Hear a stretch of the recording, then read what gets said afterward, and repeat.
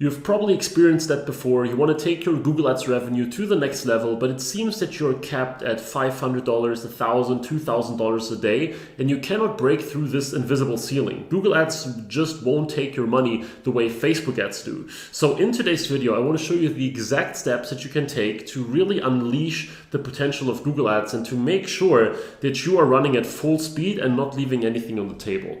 So I will show you the exact steps depending on where you are right now in the order of lowest hanging fruits. What you can see here is actually our Google Ads Manager account that we use to handle the ads for all kinds of global e-commerce businesses. And you can see here that we spent a little over $10 million over the last year, because those are euro amounts. And the learnings that I'm sharing with you now are based on those exact numbers, right? Almost 7x ROAS, almost $60 million in revenue, and we have scaled many of these brands to six-figure ad spends. So let's start with this pyramid here of 6 steps that you can take, and I want to start with the easiest one, the quickest one to implement. Super straightforward, just takes a minute to explain, but let's go through it. So the budget, of course, is always your first step. You want to go ahead and check, okay, are your campaigns limited by budget, as you can see here according to Google, or are you actually spending your daily budget every single day, even though Google might not tell you to, increase your budget directly? You can do this in a variety of ways. If you have a low daily budget, let's say $50, $100, feel free to scale a bit more aggressively. You can go from 50 to 75 or even 100 without a problem, but you probably shouldn't go from like $1,000 to $2,000, right? So the more you spend per day, the less you should increase your budget in percentage points rather, because that way you don't hurt the algorithm as much. But if you spend small amounts, then you can do so a lot more aggressively. So super simple. That's the first step, right? The second step, now it gets a bit more complex already. Before we then talk about the real nitty-gritty stuff, let's talk about bidding. So if you are actually spending your daily budget and now you cannot scale any further because you're not spending your daily budget anymore, you should look at your bids first of all. So what you see here is a screenshot of a shopping campaign, and you see the different shopping product groups, and there is a metric that Google shows you, and that's the benchmark max CPC. So that's like a rough CPC bid that your competitors use to show up for the same products or the same keywords rather. And what you can see there is that we have been paying 68 cents. The benchmark was 63. So we were pretty close to that benchmark. And if you are pretty close to that benchmark, or if you're way below it, this indicates that probably if you want to scale to the next level, you have to increase your CPC bid, right? So if the benchmark is $1, you pay 30 cents realistically. That means that probably you are bidding too low or too little to actually play in that league of, of all the other e-commerce brands in order to really scale things up. What you need to know here is that, of course, you also have search campaigns. So if you use search, you have these first page bid recommendations from Google. So here in this search campaign, for example, we bid 90 cents per click, right? And the first page bid recommendations are $1.70. Now we are still getting traffic here, and we're generally happy with the results because we don't want to bid $1.70, and our goal is not to be on the first page all the time because it's a very broad category with a lot of search volume, right?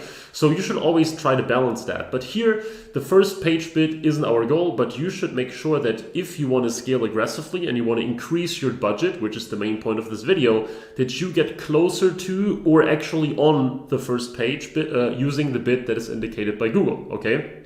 So benchmark CPC and first page bid are two ways to sort of estimate what or how much further you have to bid in order to get where you want to be.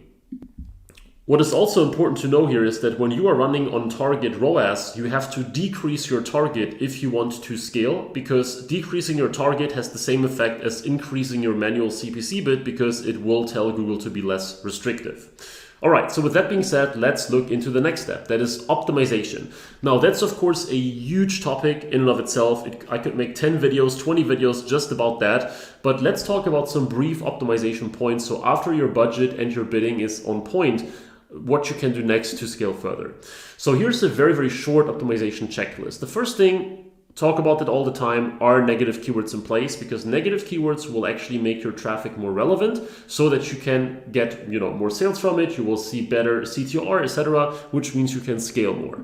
Then, do you have a quality score of 7 or more for your search ads most of the time? So If you rely on search campaigns quite a lot, then you have direct access to the quality scores. And quality scores are just a secondary metric. They are not valuable in and of itself. But if you want to scale and if you're happy with profitability, if you're happy with ROAS, increasing quality scores is a good idea to scale. Because if you get a quality score of 10 versus 4, this will give you much cheaper traffic, much better ad ranks. So you're showing much closer to the top, which of course means you will get a lot more traffic, right? You can improve your quality score by building a better landing page, choosing a different landing page or product page, basically rewriting your ad copy and making it more relevant or making the click-through rate higher, choosing different keywords that are actually more relevant, and so on and so forth.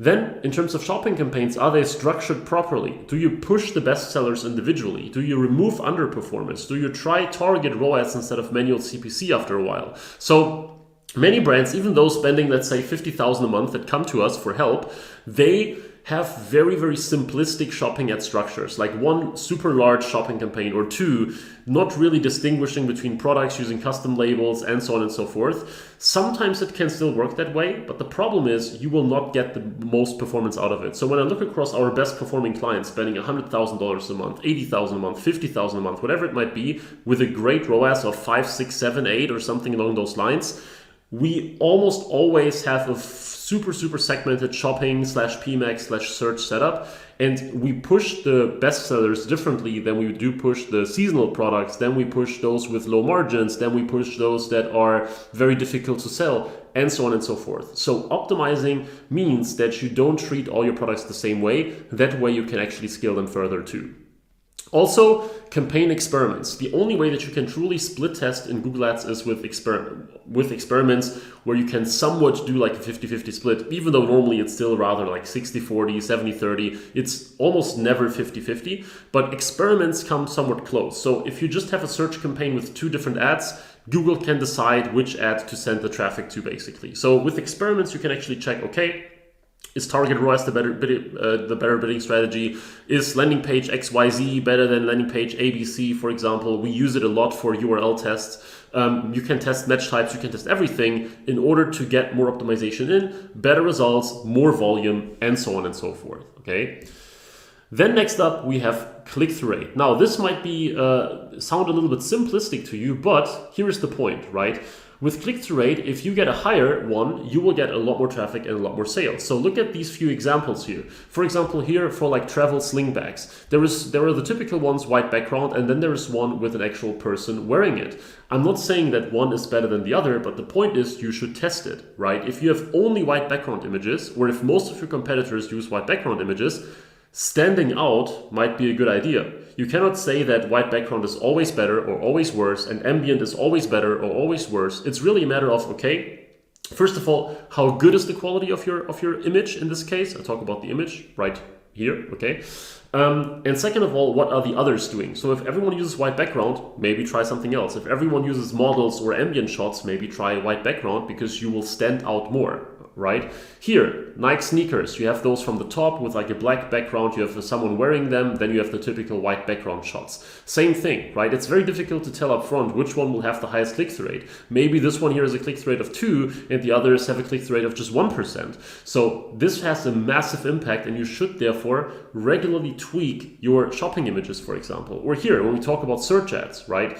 You have different, in this case, those aren't search ads, those are actual organic listings, but the same principles apply. You should, of course, use all the available ad extensions to maximize your click-through rate. But also when we talk about the actual ad copy, this one here, for example, for buying tea online, you have buy a loose, leave tea online written in a fairly weird way, you know, just one sentence below it, kind of weird. Then we have the next one, tea shop, order tea online. Then you have more specific, buy black tea online. And then this one starts with a question, which normally evokes some interest, okay? So you should experiment with those angles as well, like using a lot of keywords versus using a question versus starting with a promotion versus starting with, I don't know, highlighting the key features or benefits or whatever it might be. When we run search ads for clients, what we do is we do full experiments where we say, okay, does ad angle 1 outperform ad angle 2 or 3 or 4?